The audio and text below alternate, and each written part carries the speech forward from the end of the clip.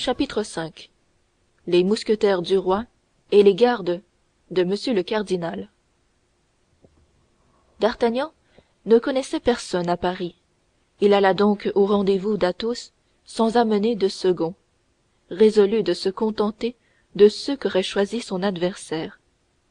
D'ailleurs, son intention était formelle de faire au brave mousquetaire toutes les excuses convenables, mais sans faiblesse, craignant qu'il ne résultât de ce duel ce qui résulte toujours de fâcheux dans une affaire de ce genre, quand un homme jeune et vigoureux se bat contre un adversaire blessé et affaibli. Vaincu, il double le triomphe de son antagoniste. Vainqueur, il est accusé de forfaiture et de facile audace. Au reste, ou nous avons mal exposé le caractère de notre chercheur d'aventures, ou notre lecteur a déjà dû remarquer que d'Artagnan n'était point un homme ordinaire. Aussi, tout en se répétant à lui-même que sa mort était inévitable, il ne se résigna point à mourir tout doucettement, comme un autre moins courageux et moins modéré que lui eût fait à sa place. Il réfléchit aux différents caractères de ceux avec lesquels il allait se battre, et commença à voir plus clair dans sa situation.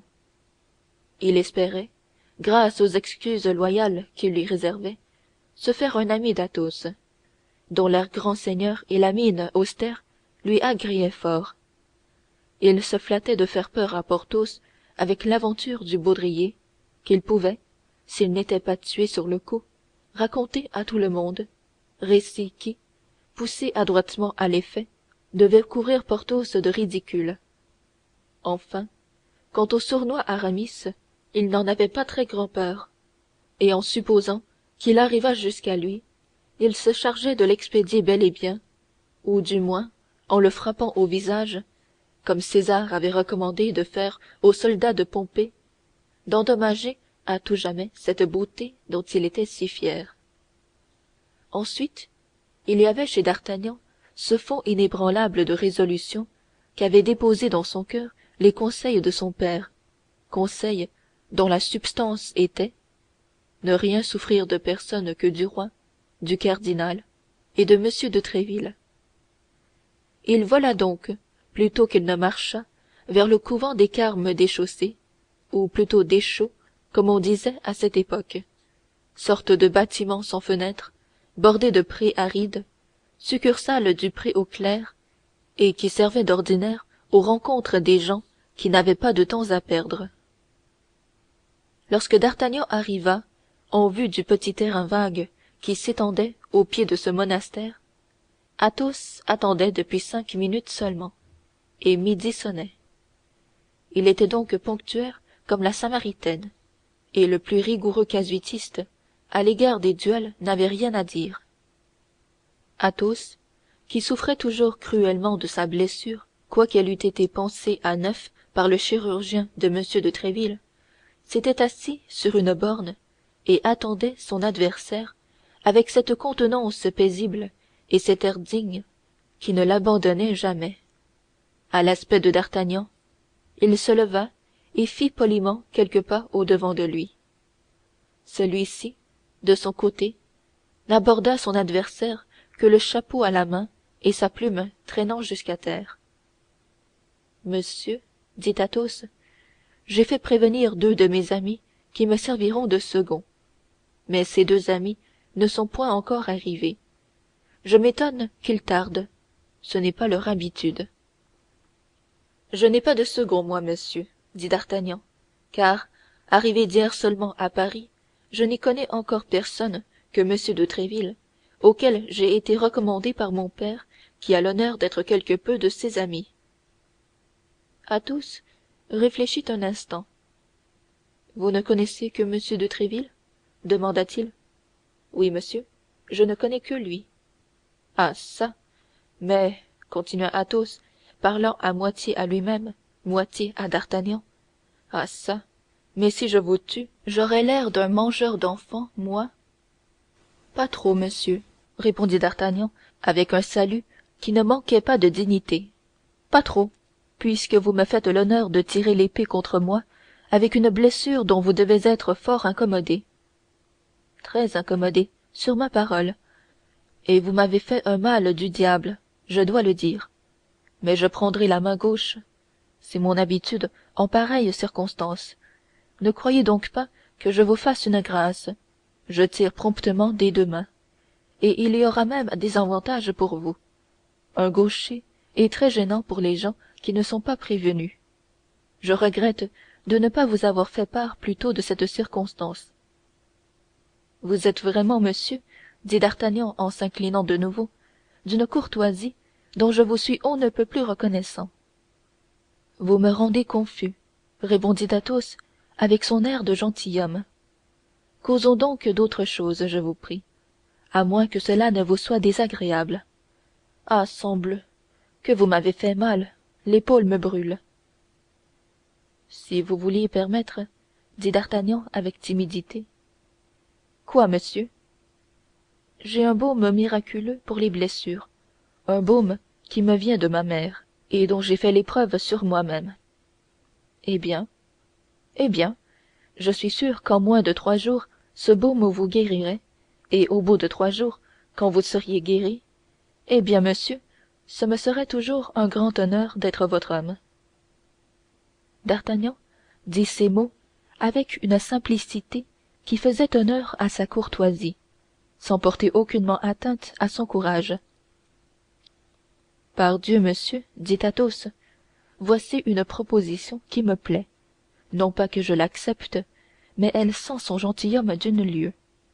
C'est ainsi que parlaient et faisaient ces preux du temps de Charlemagne, sur lesquels tout cavalier doit chercher à se modeler. Malheureusement, nous ne sommes plus au temps du grand empereur, nous sommes au temps de monsieur le cardinal, et d'ici à 3 jours, on saurait, si bien gardé que soit le secret, on saurait, dis-je, que nous devons nous battre, et l'on s'opposerait à notre combat. Ah çà, mais ces flâneurs ne viendront donc pas?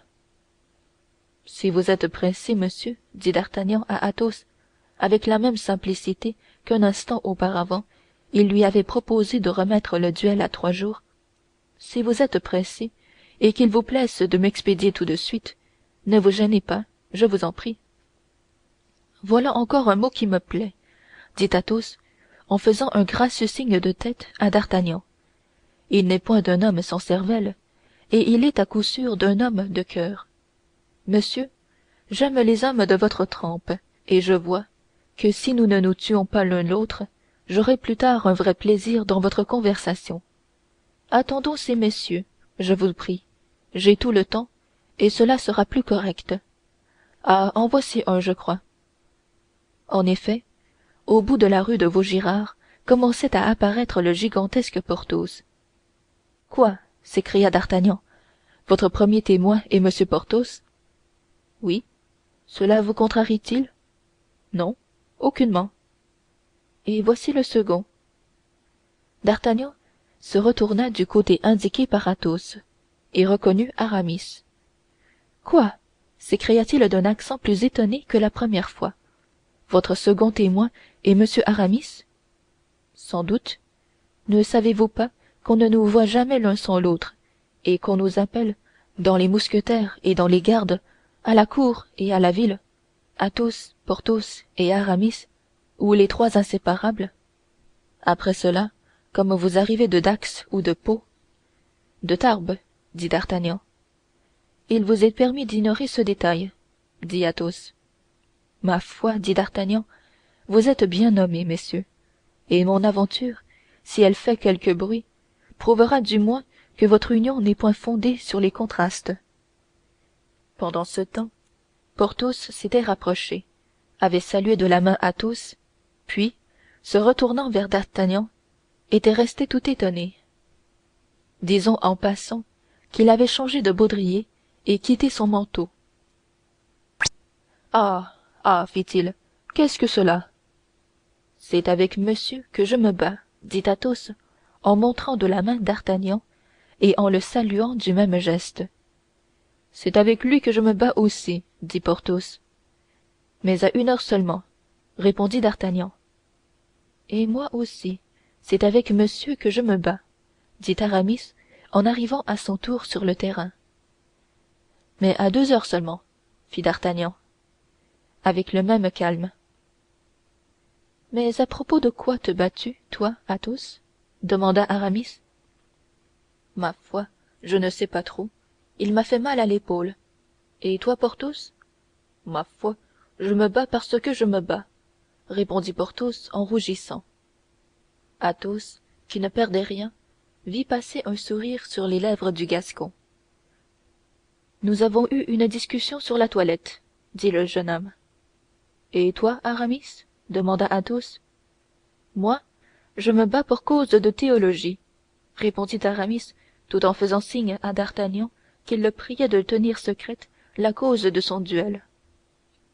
Athos vit passer un second sourire sur les lèvres de d'Artagnan. Vraiment, dit Athos. Oui, un point de Saint-Augustin sur lequel nous ne sommes pas d'accord, dit le Gascon. Décidément, c'est un homme d'esprit, murmura Athos. Et maintenant que vous êtes rassemblés, messieurs, dit d'Artagnan, permettez-moi de vous faire mes excuses. À ce mot d'excuse, un nuage passa sur le front d'Athos, un sourire hautain glissa sur les lèvres de Porthos, et un signe négatif fut la réponse d'Aramis. Vous ne me comprenez pas, monsieur, dit d'Artagnan, en relevant sa tête, sur laquelle jouait en ce moment un rayon de soleil qui en dorait les lignes fines et hardies. Je vous demande excuse dans le cas où je ne pourrais vous payer ma dette à tous trois, car monsieur Athos a le droit de me tuer le premier, ce qui ôte beaucoup de sa valeur à votre créance, monsieur Porthos, et ce qui rend la vôtre à peu près nulle, monsieur Aramis. Et maintenant, messieurs, je vous le répète, excusez-moi, mais de cela seulement, et en garde. À ces mots, du geste le plus cavalier qui se puisse voir, d'Artagnan tira son épée. Le sang était monté à la tête de d'Artagnan, et dans ce moment, il eût tiré son épée contre tous les mousquetaires du royaume, comme il venait de faire contre Athos, Porthos et Aramis. Il était 12:15. Le soleil était à son zénith, et l'emplacement choisi pour être le théâtre du duel se trouvait exposé à toute son ardeur. Il fait très chaud, dit Athos en tirant son épée à son tour. Et cependant, je ne saurais ôter mon pourpoint, car tout à l'heure encore, j'ai senti que ma blessure saignait, et je craindrais de gêner monsieur en lui montrant du sang qu'il ne m'aurait pas tiré lui-même. C'est vrai, monsieur, dit d'Artagnan, et tiré par un autre ou par moi, je vous assure que je verrai toujours avec bien du regret le sang d'un aussi brave gentilhomme. Je me battrai donc en pourpoint comme vous. Voyons, voyons, dit Porthos, assez de compliments comme cela, et songez que nous attendons notre tour. Parlez pour vous seul, Porthos, quand vous aurez à dire de pareilles incongruités, interrompit Aramis. Quant à moi, je trouve les choses que ces messieurs se disent fort bien dites et tout à fait dignes de deux gentilshommes. Quand vous voudrez, monsieur, dit Athos en se mettant en garde. J'attendais vos ordres, dit d'Artagnan en croisant le fer. Mais les deux rapières avaient à peine résonné en se touchant qu'une escouade des gardes de son éminence, commandée par m de Jussac, se montra à l'angle du couvent. Les gardes du cardinal, s'écrièrent à la fois Porthos et Aramis. L'épée au fourreau, messieurs, l'épée au fourreau. Mais il était trop tard. Les deux combattants avaient été vus dans une pose qui ne permettait pas de douter de leurs intentions. Oh là, cria Jussac en s'avançant vers eux et en faisant signe à ses hommes d'en faire autant. Oh là, mousquetaires, on se bat donc ici? Et les édits, qu'en faisons-nous? Vous êtes bien généreux, messieurs les gardes, dit Athos plein de rancune, car Jussac était un des agresseurs de l'avant-veille. Si nous vous voyions battre, je vous réponds, moi, que nous nous garderions bien de vous en empêcher. Laissez-nous donc faire, et vous allez avoir du plaisir sans prendre aucune peine. Messieurs, dit Jussac, c'est avec un grand regret que je vous déclare que la chose est impossible. Notre devoir avant tout. Rengainez donc, s'il vous plaît, et nous suivez. Monsieur, dit Aramis, parodiant Jussac. Ce serait avec un grand plaisir que nous obéirions à votre gracieuse invitation, si cela dépendait de nous. Mais malheureusement, la chose est impossible. Monsieur de Tréville nous l'a défendu. Passez donc votre chemin. C'est ce que vous avez de mieux à faire. Cette raillerie exaspéra Jussac. Nous vous chargerons donc, dit-il, si vous désobéissez. Ils sont 5, dit Athos à demi-voix, et nous ne sommes que 3. Nous serons encore battus, et il nous faudra mourir ici, car je le déclare, je ne reparais pas vaincu devant le capitaine. Alors, Porthos et Aramis se rapprochèrent à l'instant les uns des autres, pendant que Jussac alignait ses soldats. Ce seul moment suffit à D'Artagnan pour prendre son parti. C'était là un de ces événements qui décident de la vie d'un homme. C'était un choix à faire entre le roi et le cardinal. Ce choix fait, il fallait y persévérer. Se battre, c'est-à-dire désobéir à la loi, c'est-à-dire risquer sa tête, c'est-à-dire se faire d'un seul coup l'ennemi d'un ministre plus puissant que le roi lui-même, voilà ce qu'entrevit le jeune homme, et disons-le à sa louange, il n'hésita point une seconde. Se tournant donc vers Athos et ses amis, messieurs, dit-il, je reprendrai, s'il vous plaît, quelque chose à vos paroles. Vous avez dit que vous n'étiez que 3, mais il me semble à moi que nous sommes 4. Mais vous n'êtes pas des nôtres, dit Porthos. C'est vrai, répondit D'Artagnan, je n'ai pas l'habit, mais j'ai l'âme. Mon cœur est mousquetaire, je le sens bien, monsieur, et cela m'entraîne. Écartez-vous, jeune homme, cria Jussac, qui, sans doute à ses gestes et à l'expression de son visage, avait deviné le dessein de D'Artagnan. Vous pouvez vous retirer, nous y consentons. Sauvez votre peau, allez vite. D'Artagnan ne bougea point. Décidément, vous êtes un joli garçon, dit Athos, en serrant la main du jeune homme. Allons, allons, prenons un parti, reprit Jussac. Voyons, dirent Porthos et Aramis, faisons quelque chose. Monsieur est plein de générosité, dit Athos. Mais tous 3 pensaient à la jeunesse de D'Artagnan et redoutaient son inexpérience. Nous ne serons que 3, dont un blessé, plus un enfant, reprit Athos, et l'on n'en dira pas moins que nous étions 4 hommes. Oui, mais reculez, dit Porthos. C'est difficile, reprit Athos. D'Artagnan comprit leur irrésolution. Messieurs, essayez-moi toujours, dit-il, et je vous jure sur l'honneur que je ne veux pas m'en aller d'ici si nous sommes vaincus. Comment vous appelle-t-on, mon brave? Dit Athos. D'Artagnan, monsieur. Eh bien, Athos, Porthos, Aramis et D'Artagnan, en avant, cria Athos. Eh bien, voyons, messieurs, vous décidez-vous à vous décider? Cria pour la 3e fois Jussac.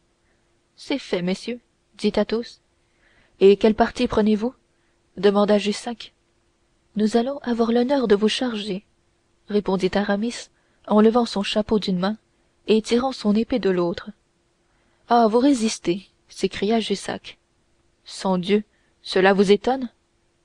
Et les 9 combattants se précipitèrent les uns sur les autres avec une furie qui n'excluait pas une certaine méthode. Athos prit un certain Cahusac, favori du cardinal.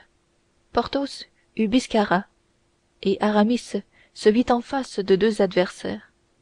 Quant à D'Artagnan, il se trouva lancé contre Jussac lui-même. Le cœur du jeune Gascon battait à lui briser la poitrine, non pas de peur, Dieu merci, il n'en avait pas l'ombre, mais d'émulation. Il se battait comme un tigre en fureur, tournant 10 fois autour de son adversaire, changeant 20 fois ses gardes et son terrain. Jussac était, comme on le disait alors, friand de la lame, et avait fort pratiqué. Cependant, il avait toutes les peines du monde à se défendre contre un adversaire qui, agile et bondissant, s'écartait à tout moment des règles reçues, attaquant de tous côtés à la fois, et tout cela en parant en homme qui a le plus grand respect pour son épiderme. Enfin, Cette lutte finit par faire perdre patience à Jussac. Furieux d'être tenu en échec par celui qu'il avait regardé comme un enfant, il s'échauffa et commença à faire des fautes. D'Artagnan, qui, à défaut de la pratique, avait une profonde théorie, redoubla d'agilité. Jussac, voulant en finir, porta un coup terrible à son adversaire en se fendant à fond. Mais celui-ci para prime, et tandis que Jussac se relevait, se glissant comme un serpent sous son fer, il lui passa son épée au travers du corps. Jussac tomba comme une masse. D'Artagnan jeta alors un coup d'œil inquiet et rapide sur le champ de bataille. Aramis avait déjà tué un de ses adversaires, mais l'autre le pressait vivement. Cependant, Aramis était en bonne situation et pouvait encore se défendre. Biscarat et Porthos venaient de faire coup fourré.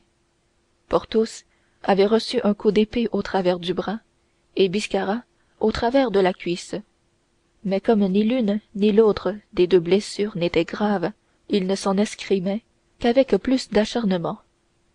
Athos, blessé de nouveau par Cahusac, pâlissait à vue d'oeil, mais il ne reculait pas d'une semelle. Il avait seulement changé son épée de main et se battait de la main gauche. D'Artagnan, selon les lois du duel à cette époque, pouvait secourir quelqu'un. Pendant qu'il cherchait du regard celui de ses compagnons qui avait besoin de son aide, il surprit un coup d'œil d'Athos. Ce coup d'œil était d'une éloquence sublime. Athos serait mort plutôt que d'appeler au secours, mais il pouvait regarder et du regard demander un appui. D'Artagnan le devina, fit un bond terrible et tomba sur le flanc de Cahusac en criant: à moi, monsieur le garde, je vous tue. Cahusac se retourna. Il était temps. Athos, que son extrême courage soutenait seul, tomba sur un genou. Sangdieu, cria-t-il à D'Artagnan, ne le tuez pas, jeune homme, je vous en prie. J'ai une vieille affaire à terminer avec lui. Quand je serai guéri et bien portant, désarmez-le seulement, liez-lui l'épée. C'est cela. Bien, très bien. Cette exclamation était arrachée à Athos par l'épée de Cahusac qui sautait à 20 pas de lui. D'Artagnan et Cahusac s'élancèrent ensemble, l'un pour la ressaisir, l'autre pour s'en emparer. Mais D'Artagnan, plus leste, arriva le premier et mit le pied dessus. Cahusac courut à celui des gardes qu'avait tué Aramis, s'empara de sa rapière et voulut revenir à D'Artagnan. Mais sur son chemin, il rencontra Athos, qui, pendant cette pause d'un instant que lui avait procurée D'Artagnan, avait repris haleine et qui, de crainte que D'Artagnan ne lui tuât son ennemi, voulait recommencer le combat. D'Artagnan comprit que ce serait désobliger Athos que de ne pas le laisser faire. En effet, quelques secondes après, Cahusac tomba, la gorge traversée d'un coup d'épée. Au même instant, Aramis appuyait son épée contre la poitrine de son adversaire renversé et le forçait à demander merci. Restaient Porthos et Biscarat. Porthos faisait 1000 fanfaronnades, demandant à Biscarat quelle heure il pouvait bien être, et lui faisant ses compliments sur la compagnie que venait d'obtenir son frère dans le régiment de Navarre. Mais, tout en raillant, il ne gagnait rien. Biscarat était un de ces hommes de fer qui ne tombent que morts. Cependant, il fallait en finir. Le guet pouvait arriver et prendre tous les combattants, blessés ou non, royalistes ou cardinalistes. Athos, Aramis et D'Artagnan entourèrent Biscarat et le sommèrent de se rendre. Quoique seul contre tous, et avec un coup d'épée qui lui traversait la cuisse, Biscarat voulait tenir, mais Jussac, qui s'était relevé sur son coude, lui cria de se rendre. Biscarat était un Gascon comme D'Artagnan. Il fit la sourde oreille et se contenta de rire. Et entre deux parades, trouvant le temps de désigner, du bout de son épée, une place à terre, ici, dit-il, parodiant un verset de la Bible, ici mourra Biscarat, seul de ceux qui sont avec lui. Mais ils sont 4 contre toi, finis-en, je te l'ordonne. Ah, si tu l'ordonnes, c'est autre chose, dit Biscarat. Comme tu es mon brigadier, je dois obéir.